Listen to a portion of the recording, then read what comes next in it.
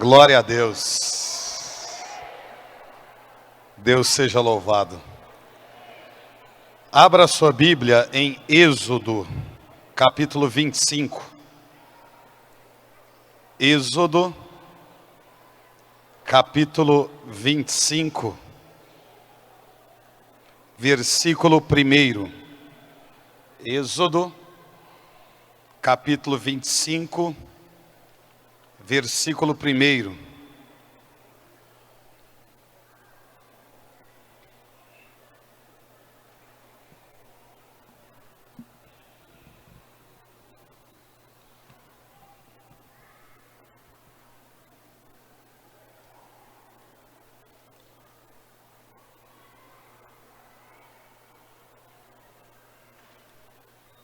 Amém, misericórdia.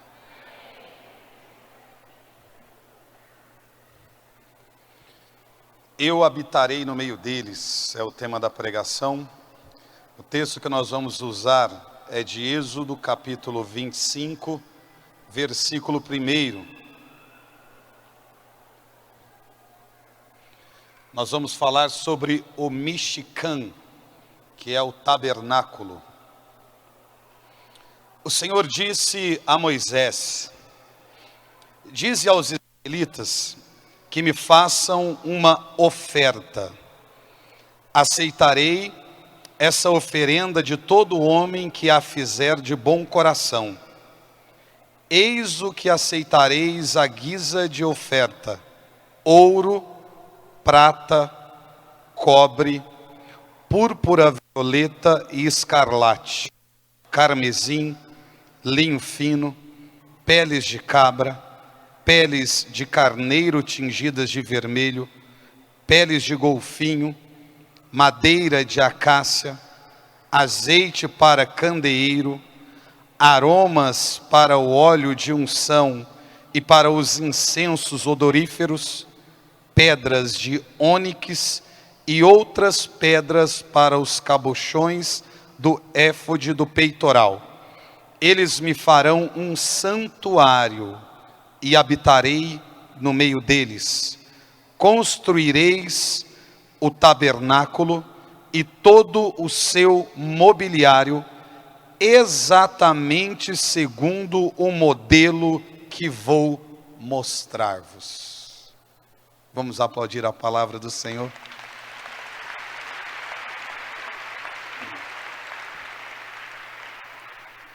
Eu quero que você preste bem atenção nessa pregação, no significado das coisas, para que a gente compreenda o direcionamento que Deus deu a Moisés, para que chegasse ao coração do povo. Mas Deus também se utiliza de todos os significados para poder falar hoje ao nosso coração.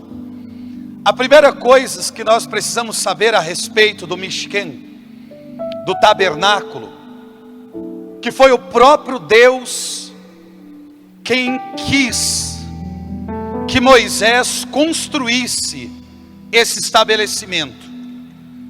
O Mishkan é, em primeiro lugar, um desejo de Deus. Nós vamos tocar aqui nessa pregação dentro de algumas realidades que é próprio da cultura judaica, que traz para nós ensinamentos de vida.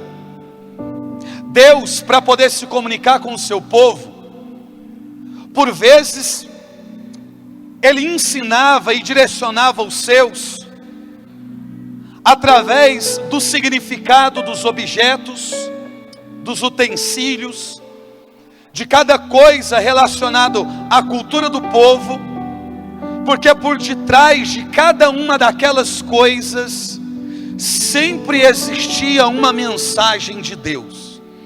É por isso que a nossa visão acerca das coisas de Deus, como bem pregava aqui em instante o Evandro, não pode ser um olhar superficial.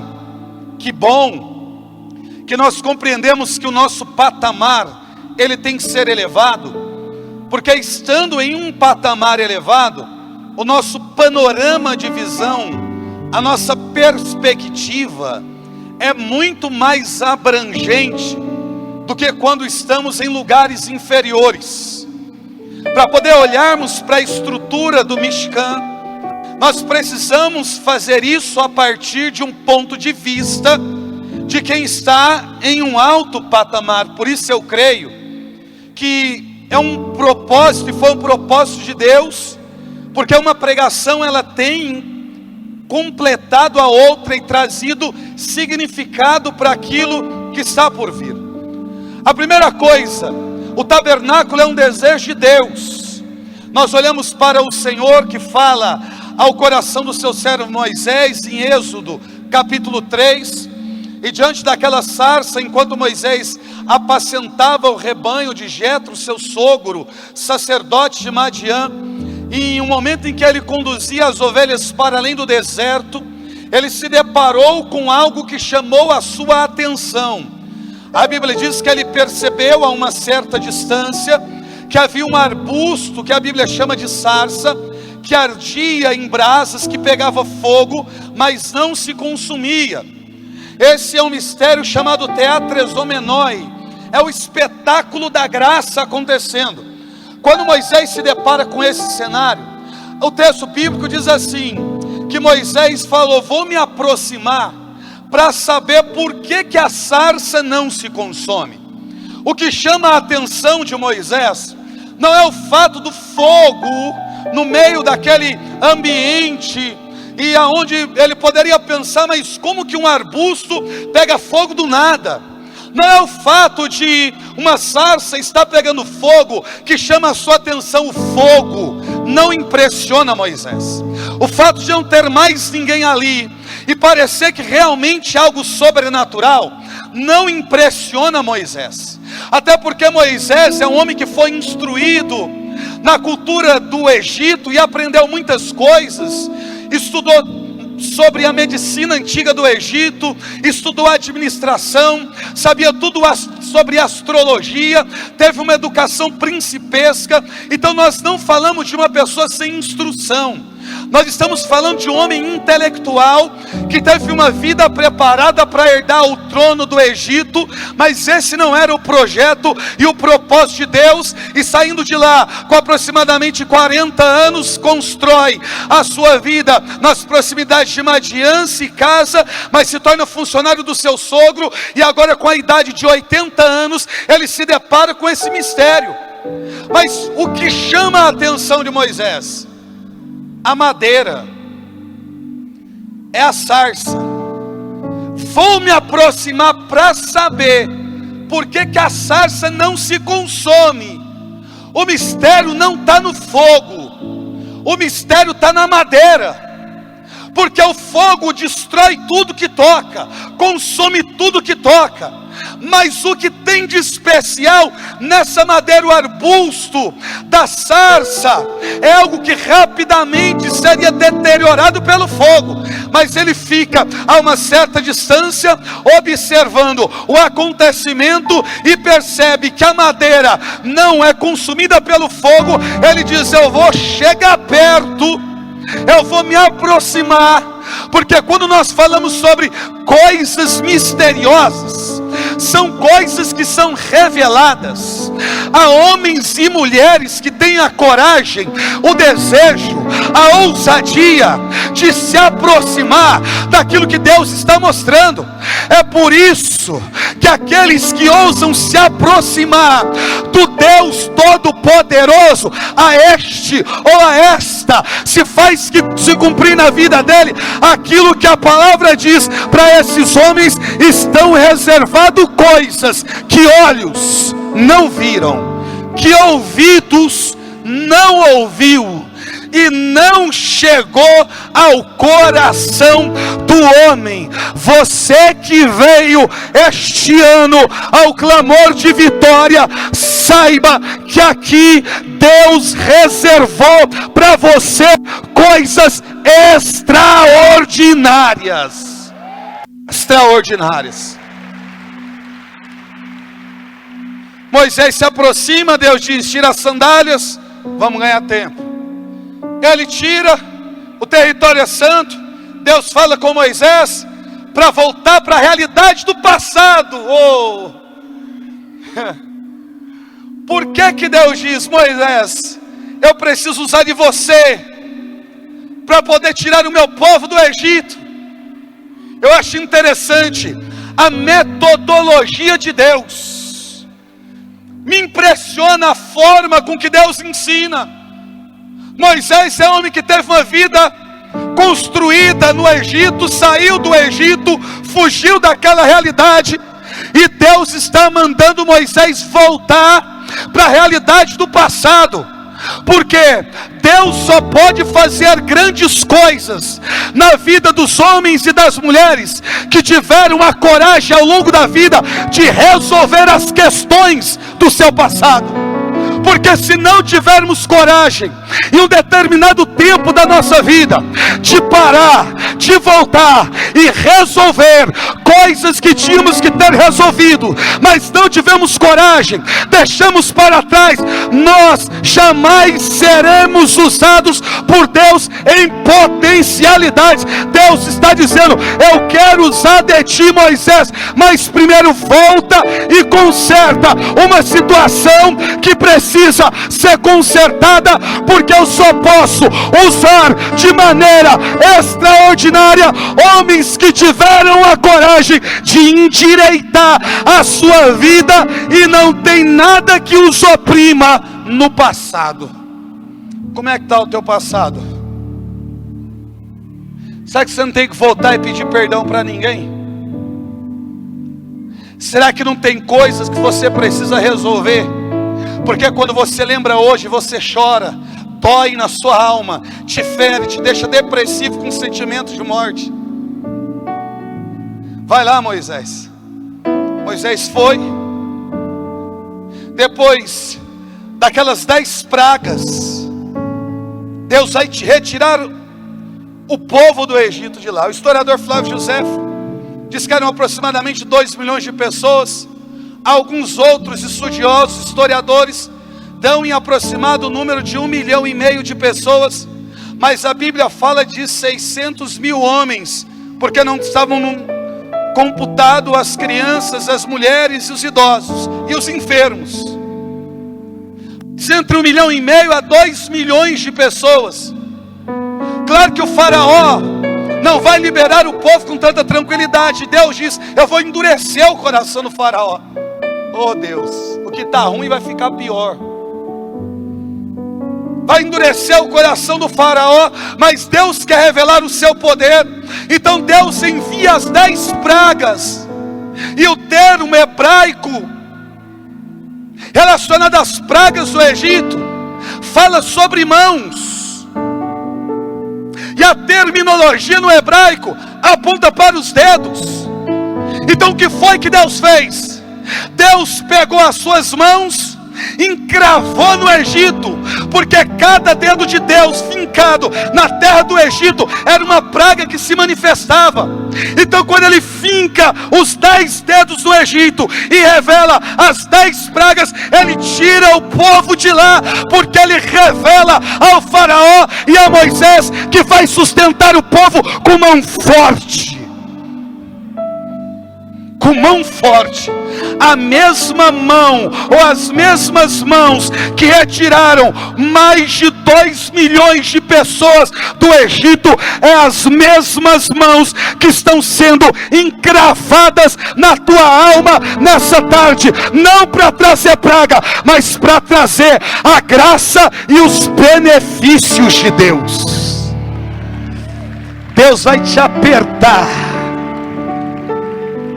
Quando o povo sai, começa os acontecimentos no deserto. Dava para fazer o percurso em pouco tempo, mas quando você olha a estrutura do mapa, eles poderiam fazer em linha reta, mas fizeram esse desenho para chegar aqui. Um percurso que dura aproximadamente, porque quando a gente trabalha dentro da teologia, você não dá números precisos, é aproximado. Aproximadamente 40 anos. E nesse percurso nós vemos os feitos do deserto. Só que a maneira com que Deus se revela ao povo é através dos acontecimentos. Então nós vemos Deus se revelando, colocando as suas mãos no Egito e tirando o povo daquela estrutura faraônica de escravidão.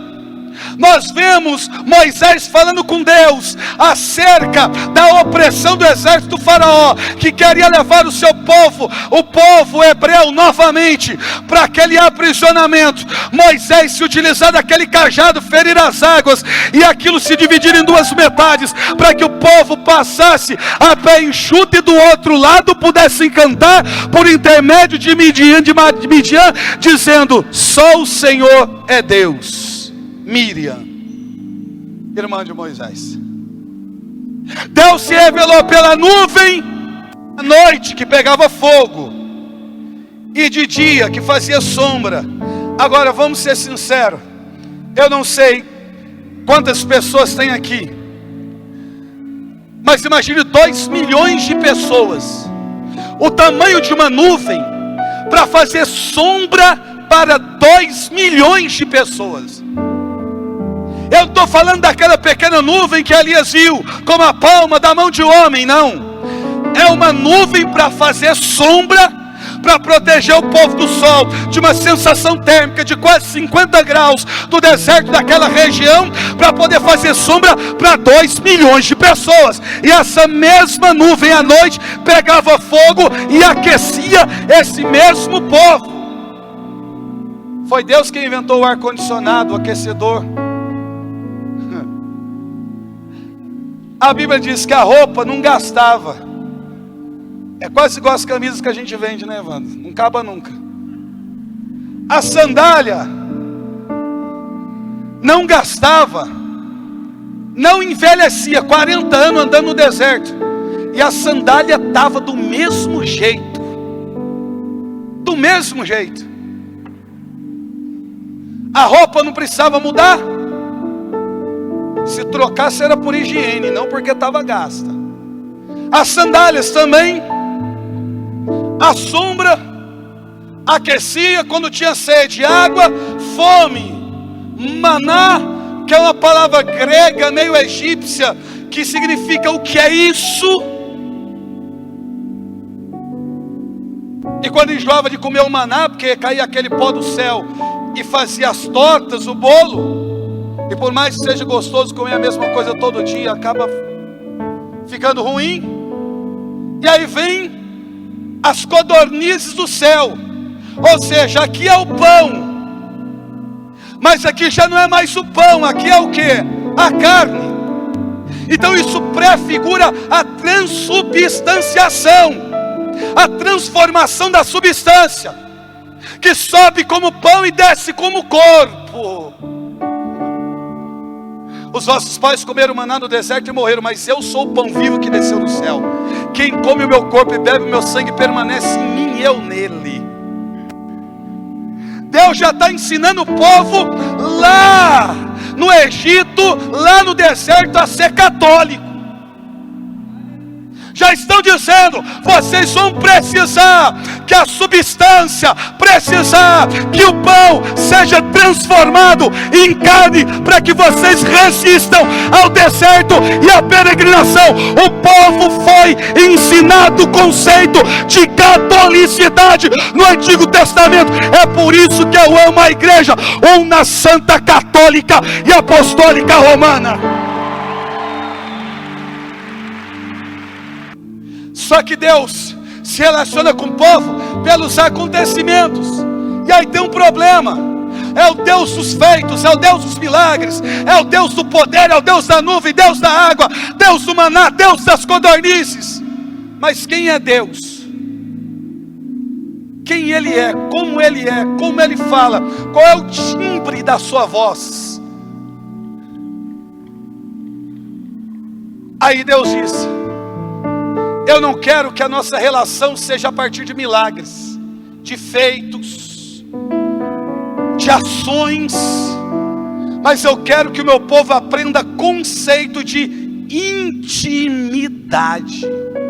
Disse Moisés: chega, Vocês me conhecem pela nuvem, me conhecem pelo fogo, me conhecem pelas águas que se dividem, vocês me conhecem pelos relâmpagos, pelos trovões, pelo monte que estremece, mas eu quero ter intimidade. E já que o homem vive na condição de pecado, de erro, de falha, e vocês não conseguem subir o patamar, então enquanto vocês não conseguem galgar degraus de espiritualidade que os aproxime de mim, fique tranquilo, porque se você não sobe, eu desço.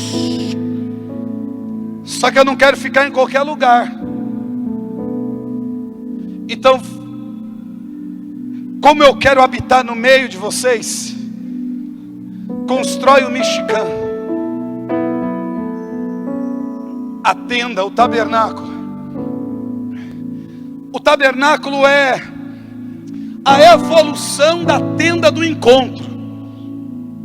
Existe muita discussão teológica sobre essa questão, mas a tenda do encontro, Moisés entrou, Josué entrou. Quando vê a estrutura do tabernáculo, é o sumo sacerdote que na festa do Yom Kippur vai fazer o percurso, o trajeto. E Deus diz: olha, não vai ser do jeito de vocês.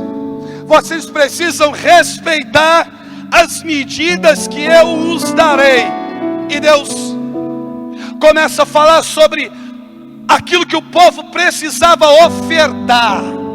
Olha, gente, Deus quer habitar no meio do povo. Deus quer descer e se estabelecer no meio do povo, mas pediu ao povo: eu quero uma oferta, e que vocês deem de bom coração. Quem aqui quer que o clamor de vitória continue? Levante a mão. Então oferta. Sabe o que Deus disse? Quero ouro, quero a prata, quero o bronze, eu quero tudo que vocês têm. Porque quem vai adentrar o tabernáculo, quem vai residir aí, é mais importante do que as riquezas utilizadas para a construção. Sou eu que quero estar no meio de vocês. A tradição judaica, o Talmud,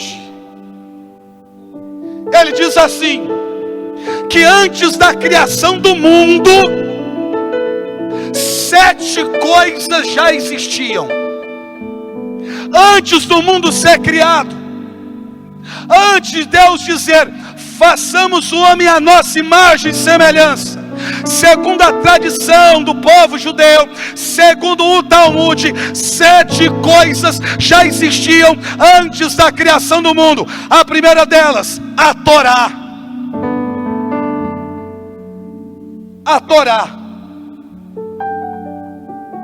já existia antes da criação do mundo, foi revelada a Moisés, e se não fosse a Moisés, segundo os judeus, certamente seria Esdras.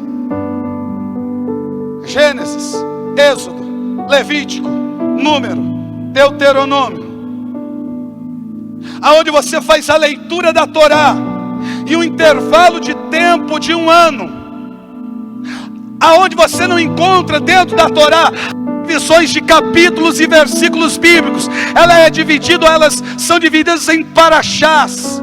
Paraxá significa porção. A Torá, ela tem 54 paraxás. Você lê as paraxás, que são textos, porções aos sábados na sinagoga, no Shabat. Então, uma vez por semana, ao sábado, você lê uma paraxá, e no intervalo de 1 ano, você lê toda a Torá. É como a nossa liturgia diária. A primeira coisa, a Torá. A segunda coisa que existe antes da criação do mundo, o arrependimento.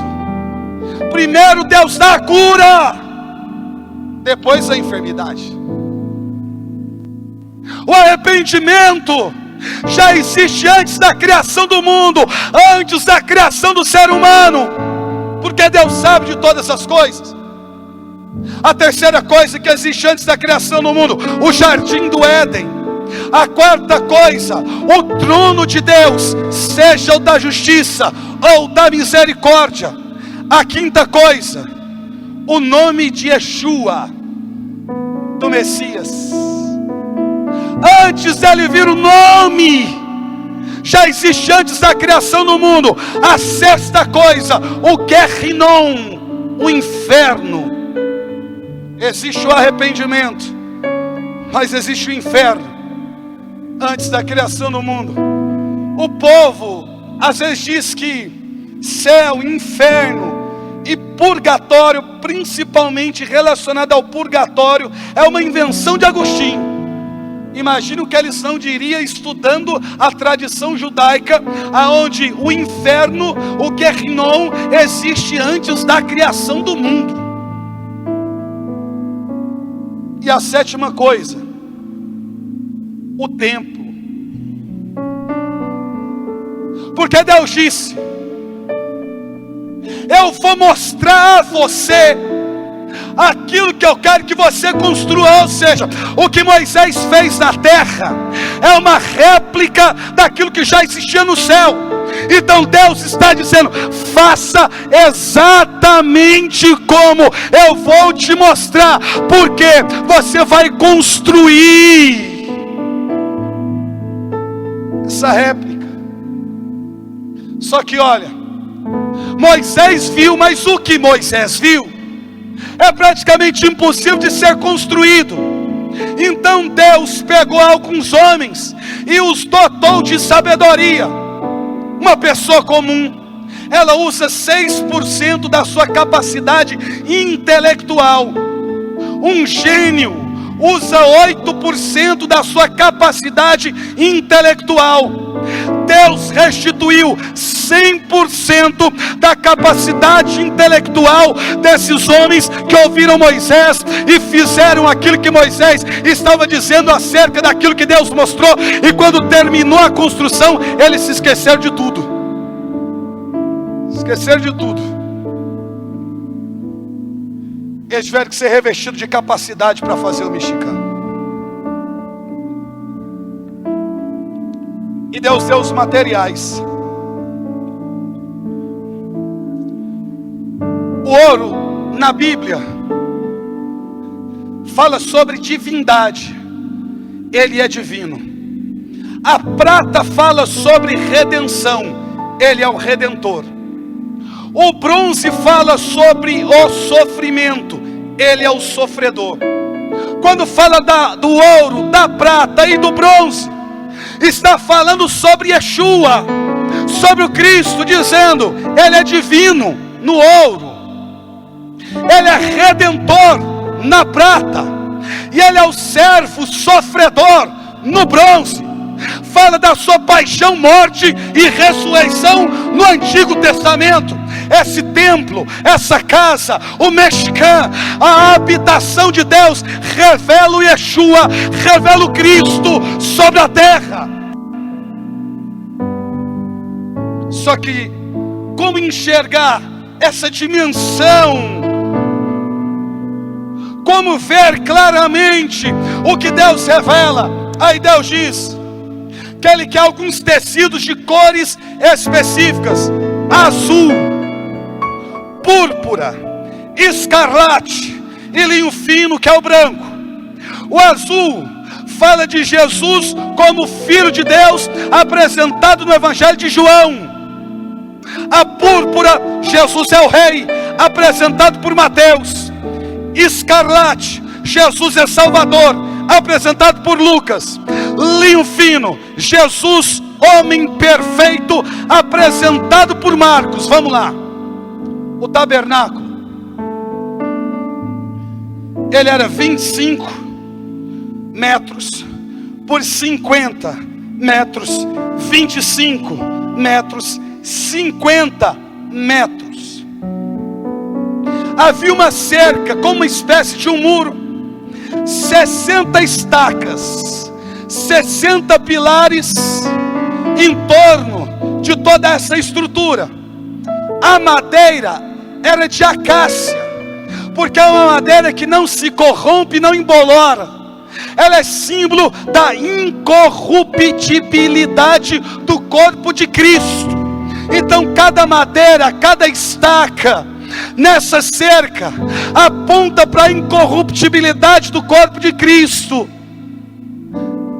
O que seriam os muros, já que as madeiras são as espécies de colunas, era um linho fino, um tecido carmesim, um branco muito puro, que revela a pureza. Ou seja, tudo que está dentro desse estabelecimento é puro e sustentado pelo Cristo. Na entrada existia um portão com essas cores que Deus pediu.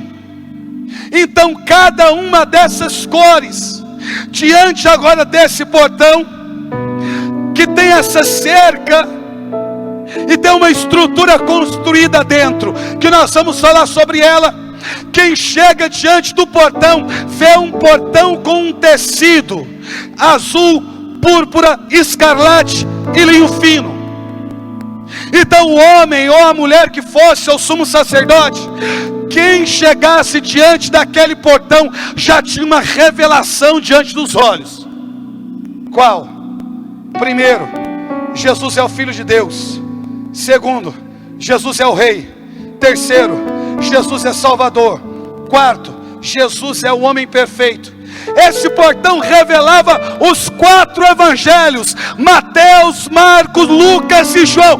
Ou seja, no Antigo Testamento, quem olha para o portão vê a revelação do Novo Testamento, a vida, a paixão, a morte e ressurreição de Jesus como Filho de Deus, como Rei, como Salvador, homem perfeito, revelado por João, por Mateus, por Lucas e por Marcos, só num portão. Nós só entramos,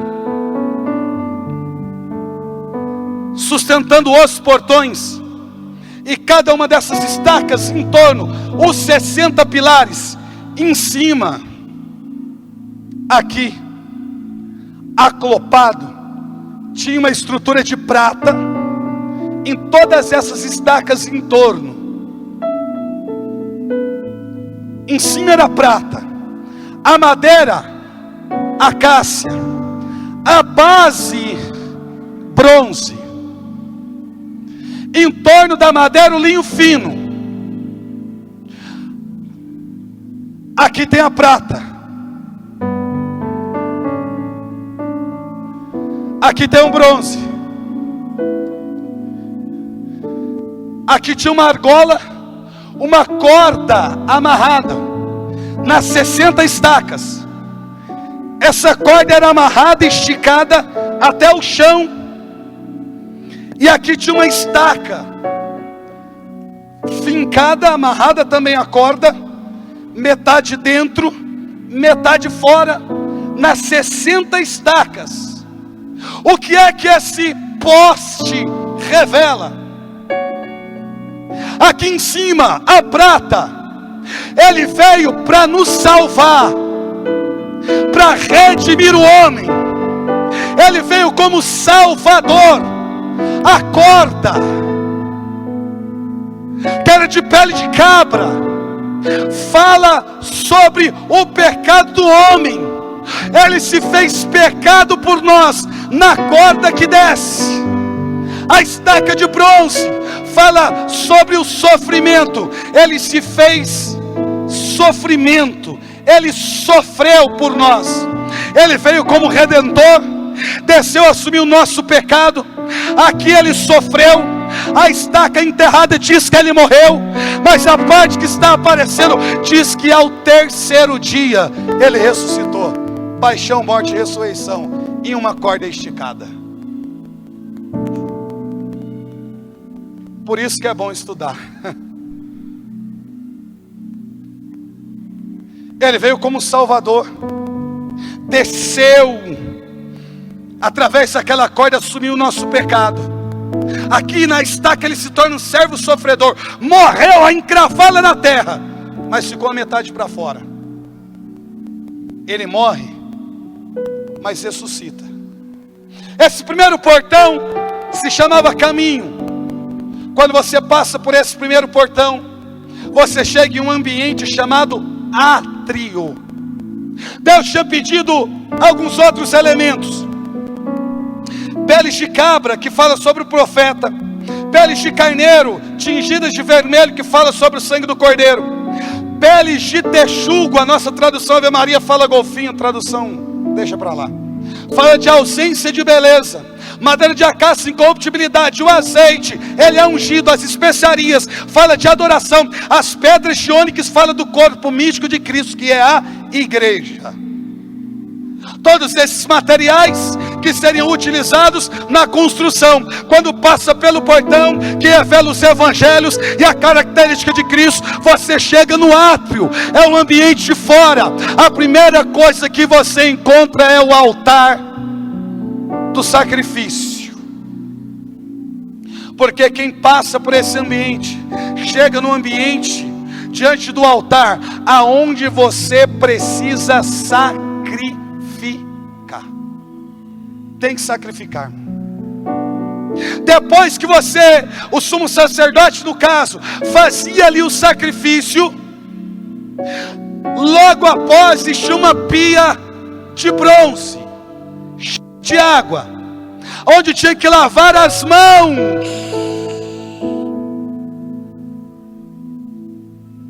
Porque é um ambiente de purificação. Se lava as mãos, se lava os pés, se purifica. Essa pia de bronze fala da purificação, mas ela também revela a palavra: sacrifica, se purifica. E depois você chegava diante do tabernáculo, agora que está dentro dessa cerca, após o altar do sacrifício, a pia de bronze, você chegava diante de agora de um véu. Passou pelo portão, chega diante de um véu. Aquele portão lá atrás tem 4 colunas que a sustentam. Esse aqui na frente tem 5. Cada uma daquelas colunas fala sobre o ministério: profetas, sacerdotes, os missionários, aqueles que ensinam, os mestres, que são aqueles que sustentam a estrutura através do seu apostolado, também revelando aquelas cores. Quando você entrava nesse ambiente, que você passava o véu, que se chamava verdade, você chegava no lugar santo. No lugar santo, do lado de cá tem a menorá, um candelabro, uns 7 braços. Do lado de cá, você tem a mesa da preposição, a mesa dos pães. À frente, você tem o altar dos incensos ou dos perfumes. Então agora quem vem, vai para diante da menorá, que significa revelação. Vai para diante da mesa da preposição, que fala da satisfação. E vai para diante do altar dos incensos, que fala de adoração. Revelação, satisfação e adoração. Revelação, satisfação e adoração. Só quem tem revelação vive vida satisfeita, entende o que é adoração. É isso que Deus espera de você: revelação, satisfação e adoração. A partir do clamor de vitória, você compreendeu o que é revelação. Você vai sair daqui satisfeito, e a partir daqui você vai ser o adorador que o Pai procura, que o adora em espírito e em verdade. Aqui tem um véu que se chama vida.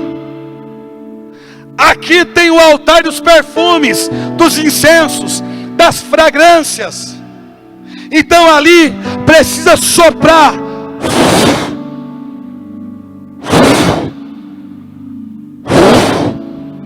E E quanto mais sopra, mais a fumaça sobe, mais as coisas desaparecem. O véu, de aproximadamente 18 metros por 12 de espessura, 40 centímetros embaixo, para que passe por baixo, não tem porta. E quando chega lá, no Santo dos Santos, atravessando esse tecido que chamava vida, estava lá a menorá, a arca do concerto, a arca do testemunho, estava lá. E quando chegava naquele ambiente, aonde tem a menorá,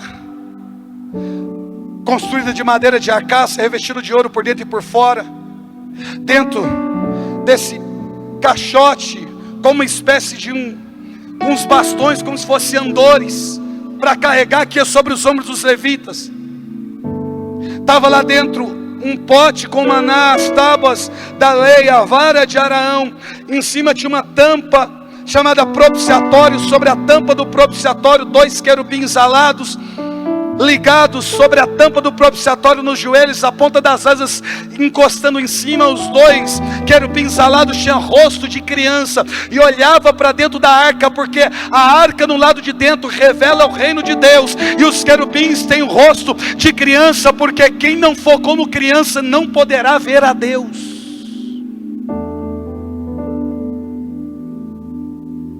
E ali acontecia kavod, em hebraico, glória. Kavod não é Shekinah. Shekinah é presença. Kavod é glória. A Shekinah é a presença. A fumaça que entra no meio daqueles querubins alados é kavod.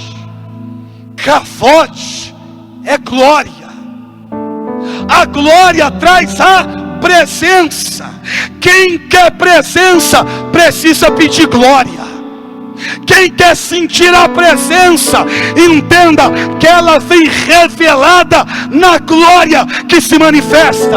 Ali o sangue era aspergido, a kavod acontecia, a Shekinah se revelava, e naquele lugar havia intimidade.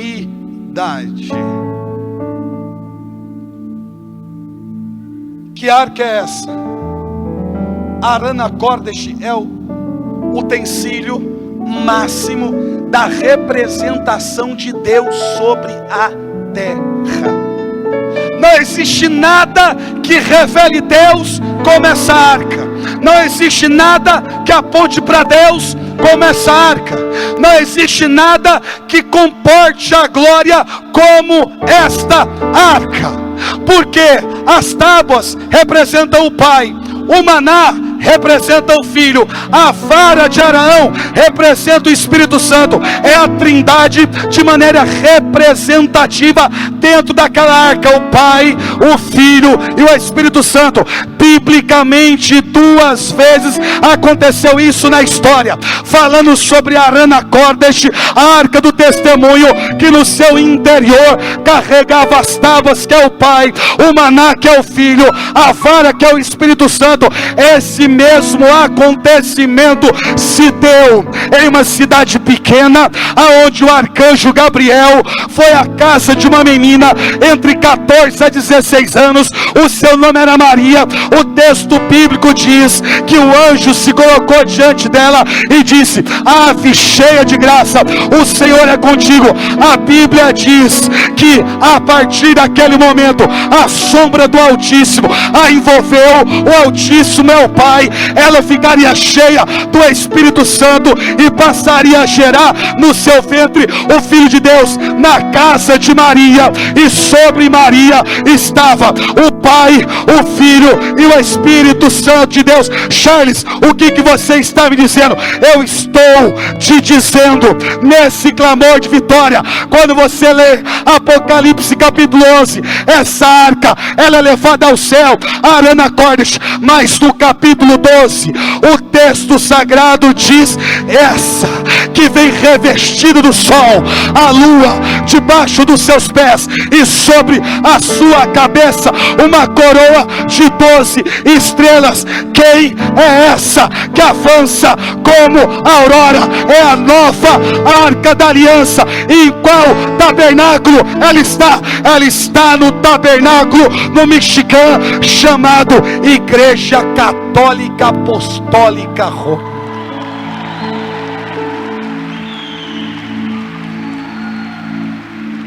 Só ela revela o Pai, o Filho e o Espírito, como aquela arca do antigo concerto.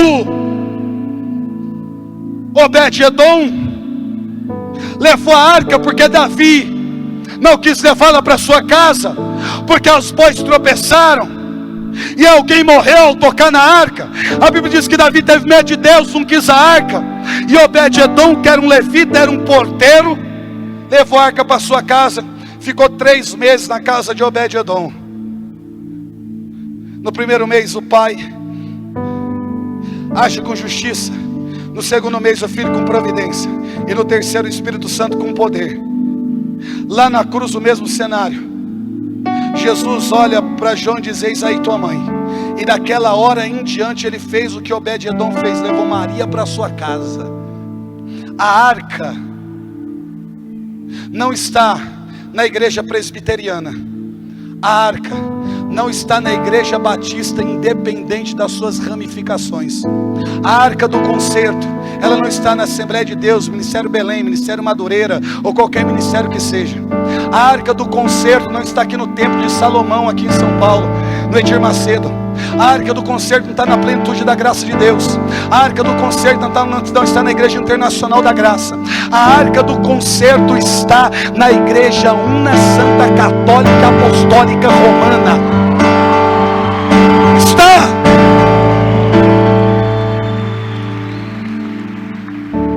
Porque a estrutura que nós temos de templo hoje é a igreja. Foi-se o tabernáculo, foi-se o templo de Salomão, mas no ano 33, quando ele era pendurado naquele madeiro, diz Gregório de Nissa, que a lança que transpassou o seu peito, quando ela foi retirada, a partir daquele momento nasceu a Igreja Católica. Diz Bento XVI, que a igreja é um projeto de Deus desde toda a eternidade, que ela foi gerada no ventre de Maria durante 9 meses, que esta igreja nasceu no lado aberto de Jesus na cruz do Calvário e ganhou impulso missionário em Atos dos Apóstolos capítulo 2. A doutrina da nossa igreja ensina, através do pai da mística cristã, um homem chamado Gregório de Nissa, que a partir do momento que a lança entrou, que quando ela saiu, o espaço ficou vago, e quando você foi inserido na igreja pelos sacramentos da iniciação cristã, pelo batismo, você é enxertado, é engendrado, é colocado, é enfiado dentro do lado aberto de Jesus, e pelo seu batismo você se torna parte do corpo místico de Cristo, que é a Igreja Una Santa Católica Apostólica. Oh meu Deus!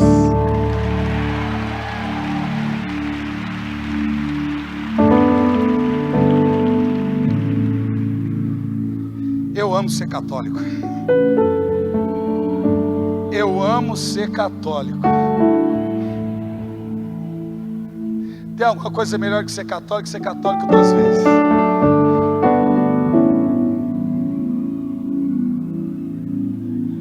O clamor de vitória revela para nós coisas extraordinárias que nós precisamos viver. Precisa.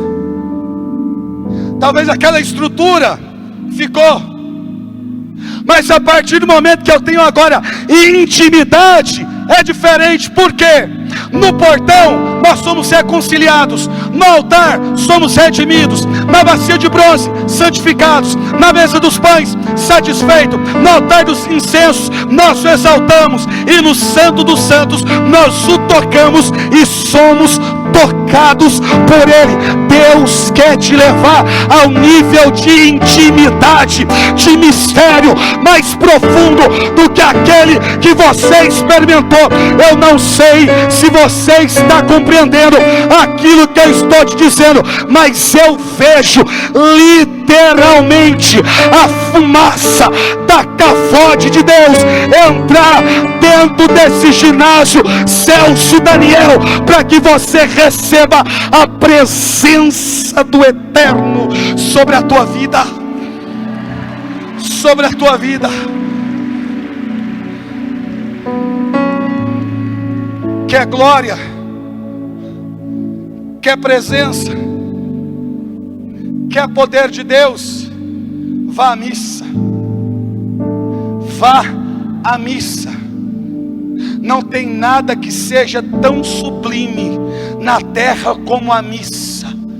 Vá para o altar, vá para a missa, vá para o confessionário, vá para os sacramentos da igreja, vá para os sacramentos da igreja, vá para os sacramentos da igreja, vai para o altar, vai para a missa. Quer glória, vai para a missa. Quer poder, vai para a missa. Quer unção, vai para a missa. Quer intimidade, vai para a missa. Quer ser católico de verdade, não deixe de ir à Santa Missa. Vá à missa, vá à missa, vá à missa. Comungue o Cristo, beba do seu sangue, tome do seu cálice. Vá à missa, o adore, o receba. Vá à missa, tenha intimidade com Ele, como aqueles homens que se alimentaram no deserto. Ele está dizendo: eu sou o pão vivo que desceu do céu. Quem come do meu corpo, bebe do meu sangue, permanece em mim e eu nele. Vá à missa, vá à missa, vá ao santo banquete. Comungue o Cordeiro revelado no tabernáculo, comungue o Cordeiro escondido na madeira, comungue o Cordeiro escondido nos tecidos, comungue o Cordeiro escondido no altar, comungue o Cordeiro escondido na pia, comungue o Cordeiro escondido na menorá, comungue o Cordeiro escondido na mesa da preposição, comungue o Cordeiro escondido no véu, comungue o Cordeiro escondido na arca, comungue o Cordeiro. Vá à missa, vá à missa, busque o Senhor, comungue o Senhor, coma do seu corpo, beba do seu sangue, para que Ele permaneça em você e você permaneça nele. Coma do corpo e beba do sangue do nosso Senhor e Salvador Jesus Cristo. Quando o último véu caiu, foi para te revelar o maior mistério sobre a face da terra, que se chama Santa Missa. Vá à missa, vá à missa. Seja católico, vá à missa. Vá à missa. Entenda o mistério da igreja, vá à missa. Entenda o santo sacrifício do altar, vá à missa. Entre o lugar do ambão da palavra, nas igrejas antigas, até o altar do santo sacrifício se contava 14 passos. Porque cada passo, esse ambão da palavra representa o Getsemane, o altar representa o Calvário. Quando o padre sai do ambão aqui da pregação da palavra e vai até o altar, ele está fazendo a via dolorosa. São as estações. Quer mistério, vá à missa. Compreenda a missa, viva a missa. Receba o corpo e sangue do nosso Senhor. Aquilo que estava dentro da arca, aquele que esteve dentro da Santíssima Virgem Maria, é aquele que toca os teus lábios, chega às suas correntes sanguíneas, alimenta a sua alma e te fortalece para enfrentar todas as adversidades. Todas. Vá à missa! Adore Jesus no Santíssimo Sacramento do altar. Adore Jesus sobre o véu do Santíssimo Sacramento do altar. Existiu o véu na antiga aliança, mas hoje existe o véu do Santíssimo Sacramento do altar. Vá com amor, com contrição, com oblação, com entrega. Vá à missa, adore Jesus, seja católico. A missa.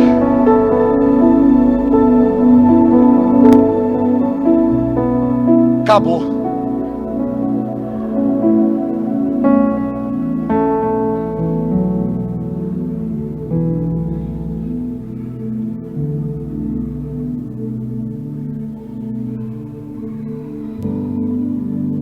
Todas as pregações que eu fiz em 20 anos de igreja é 1000 vezes inferior a uma única Eucaristia comungada. Vá à missa.